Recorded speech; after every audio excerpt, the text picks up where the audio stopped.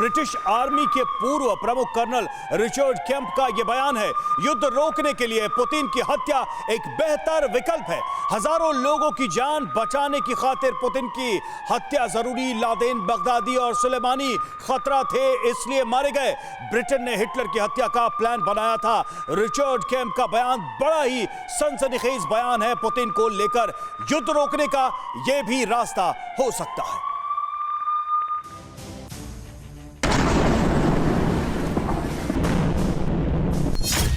क्या रूसी president Vladimir Putin की हत्या से युद्ध रुक जाएगा? क्या युद्ध खत्म करने के लिए पुतिन की हत्या ही बेहतर विकल्प है? क्या हजारों लोगों की जान बचाने की खातिर पुतिन की हत्या जरूरी है? ये सवाल इसलिए क्योंकि अब जो खबर आई है उसने पूरी दुनिया को इस पर सोचने को मजबूर कर दिया है। अगर जंग को रोकना है तो पुतिन की हत्या करना बेहद जरूरी है। यूक्रेन के खिलाफ जारी जंग के बीच ब्रिटिश आर्मी के पूर्व प्रमुख कर्नल रिचर्ड केम्प का सनसनीखेज बयान सामने आया है। रिचर्ड केम्प ने कहा कि अगर हजारों लोगों की जान बचानी है तो पुतिन की हत्या करनी होगी।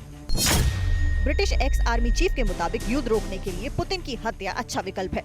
पुतिन को मार देने से हजारों लोगों की जान बच जाएगी।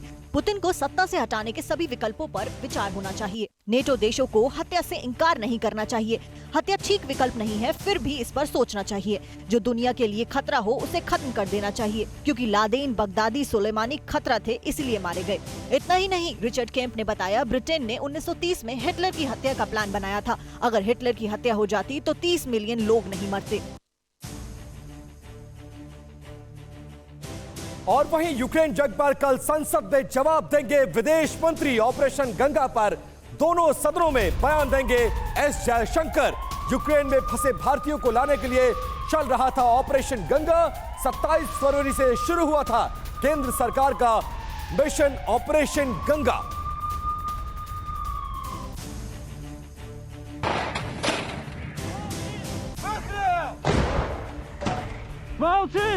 जंग भले ही रूस और यूक्रेन के बीच छिड़ी हो, लेकिन असर भारत पर भी पड़ा है। इस मसले पर विदेश मंत्री एस जयशंकर कल संसद के दोनों सदनों में बयान देने वाले हैं। बताया जा रहा है कि संसद के बजट सत्र में विदेश मंत्री यूक्रेन और उसके पड़ोसी देशों से भारतीयों को वापस लाने के लिए चलाए गए ऑपरेशन गंगा पर बयान देंगे। केंद्र सरकार ने रूस के हमले का सामना कर रहे यूक्रेन में फंसे भारतीय नागरिकों और छात्रों को सुरक्षित निकालने के लिए 27 फरवरी से ऑपरेशन गंगा की शुरुआत की थी। इसके तहत भारतीयों को पहले यूक्रेन के पड़ोसी देशों तक पहुंचाया गया, फिर वहां से भारत लाया गया। रूस और यूक्रेन की जंग को लेकर भारत का रुख अब तक न्यूट्रल रहा है। पीएम मोदी यूक्रेन और रूस के राष्ट्रपतियों से टेलीफोन पर बातचीत कर चुके हैं। यूक्रेन को मानवीय सहायता का वचन भी दे चुके हैं और साथ ही दोनों मुल्कों को बातचीत के जरिए विवाद हल करने की सलाह भी दी गई है। माना जा रहा है कि कल विदेश मंत्री संसद को संबोधित करेंगे, तब वो रूस और यूक्रेन के बीच जारी युद्ध को लेकर भारत का रुख और भी स्पष्ट कर सकते हैं।